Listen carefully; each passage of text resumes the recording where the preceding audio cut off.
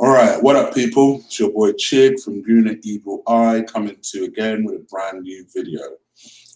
This time is to talk about Arsenal versus Huddersfield.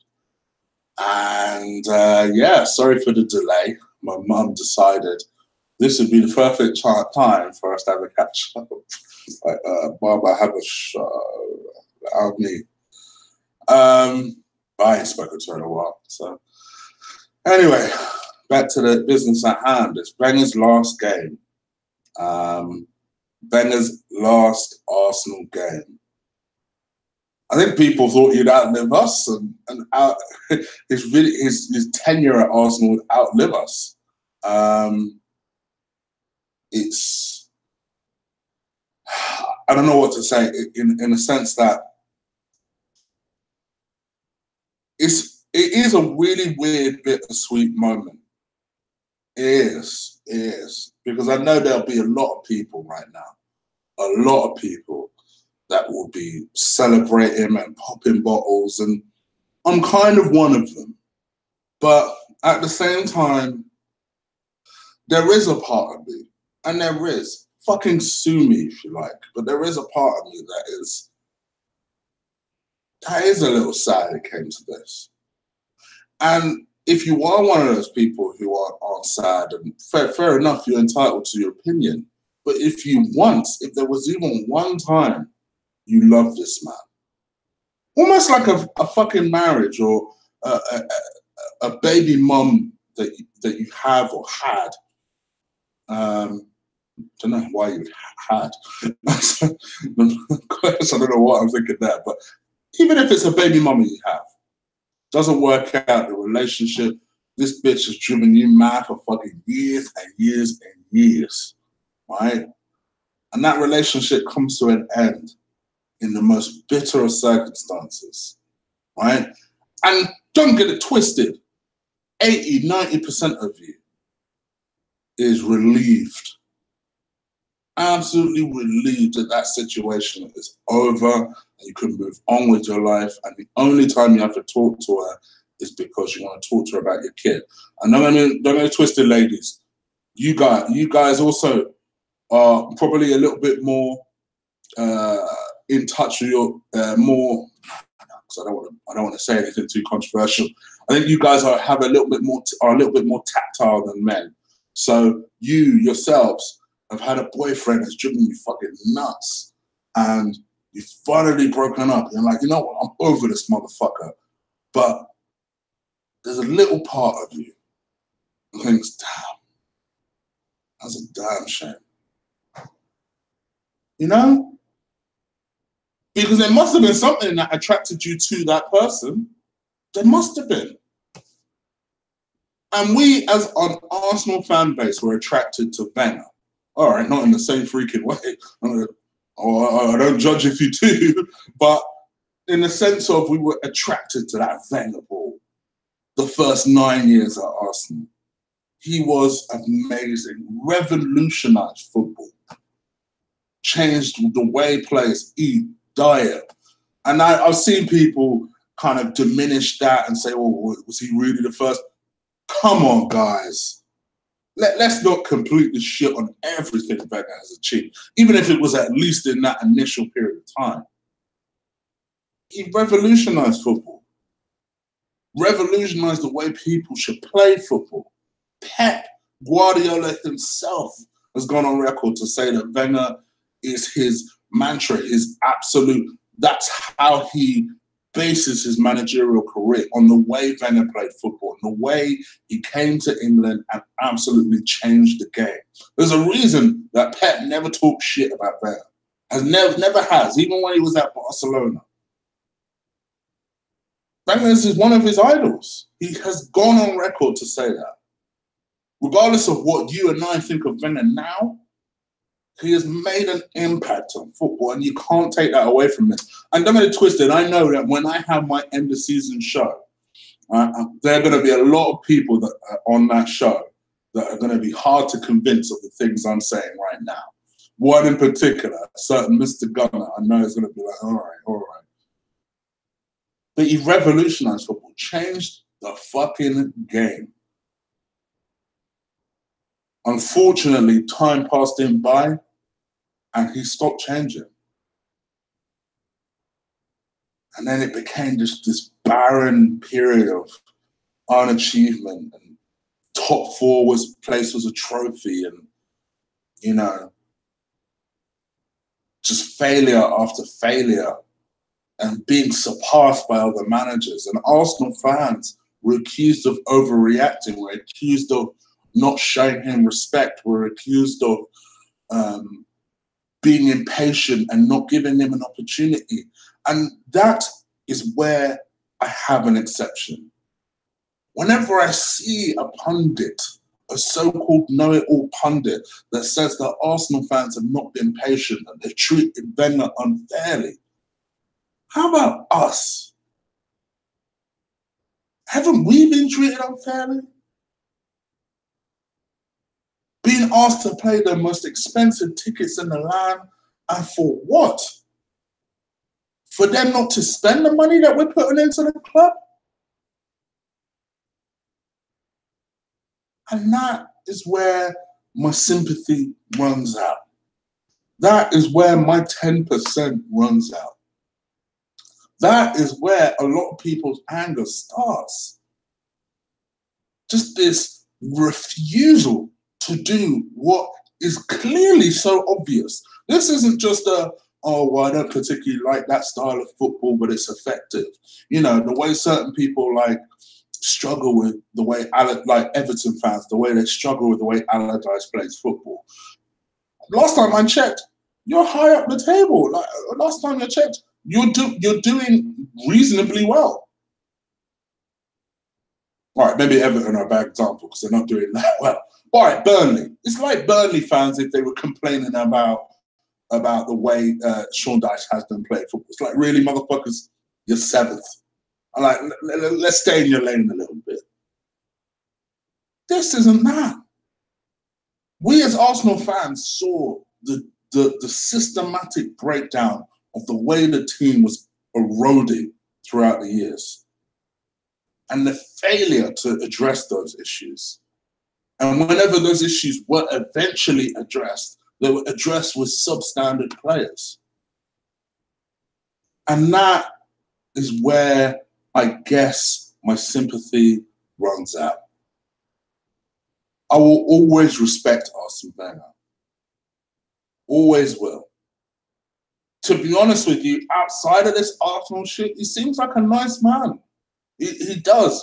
Very respectful, conducts himself very well, very personable. An absolute ambassador. You can see why the press love him. You can see why people love him. And to me, as controversial as it is, I've said it before and I'll say it again. To me, that's your next England manager, England football manager. I'm absolutely convinced. People are talking about PSG. No, international football's made for him. He doesn't have to worry about no transfer budget. He don't have to worry about chairmen getting involved. All he can focus on is just players. That's it. He watches football in and out anyway. Would he do any worse of a job than Gareth Southgate, Roy Hodgson, or any of these motherfuckers? Really? Hey, it's just my opinion. Focusing back on the game. Huddersfield. They're a team that, let's face it, they've done amazingly well to virtually survive in the Premier League. 1 point will do it for them, definitely, but it's all but sealed, really. They did enough against Chelsea. Huddersfield are one of those teams where you always expect them to get smacked up. And I know we did a job on them earlier in the season at the Emirates, but we've done a job on most teams at the Emirates. But they're a team that just have a habit of popping up and getting the right result just at the last point of when they need to. So, to be honest, they've done really well because I think they were dead certs to go down. In fact, I think at one point they were absolute favourites to finish 20th. So for them to survive, they've done really well. And their manager, I tell you, that manager knows what he's doing. Knows what he's doing. someone who I think is supposed to have worked under Klopp. Very capable manager.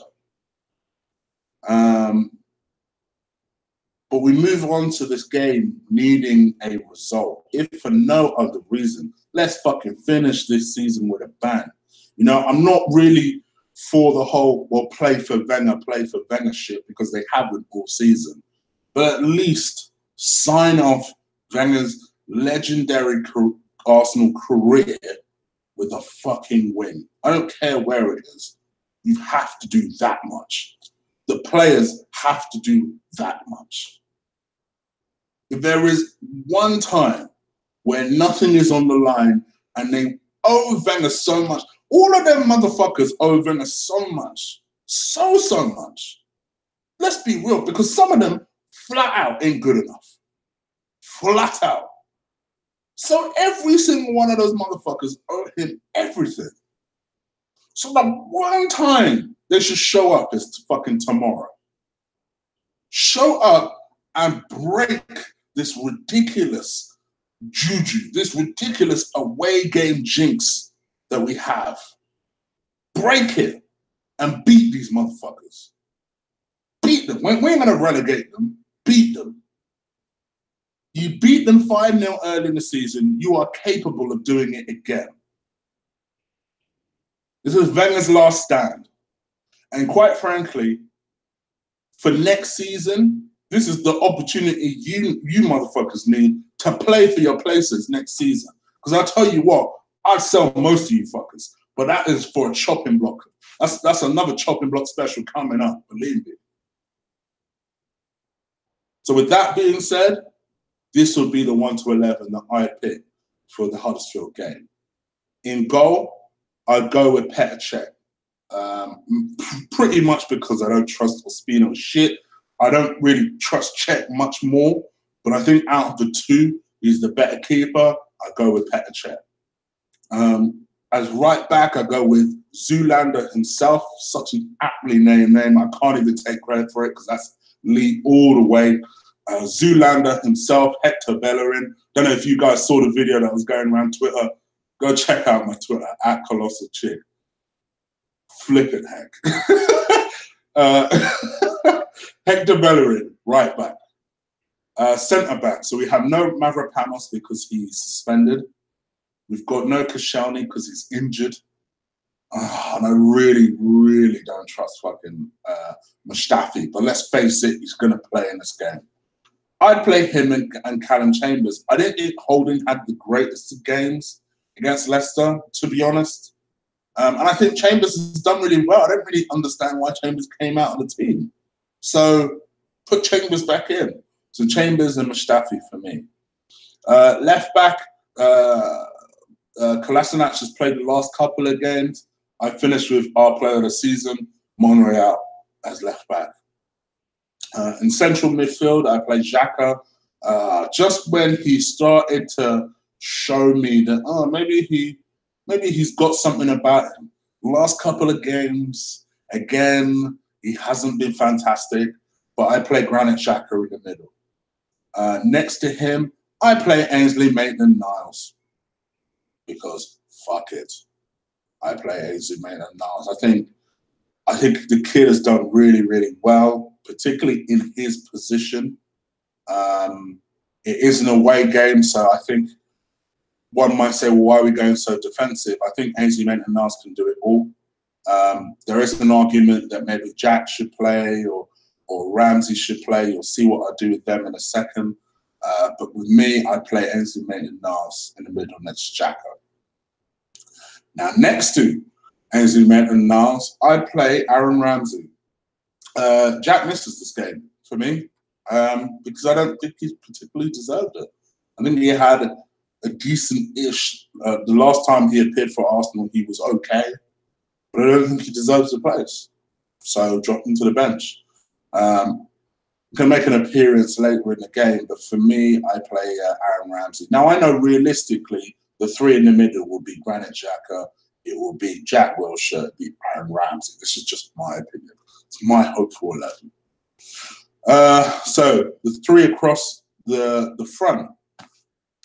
First off, I go with Henrik Mkhitaryan.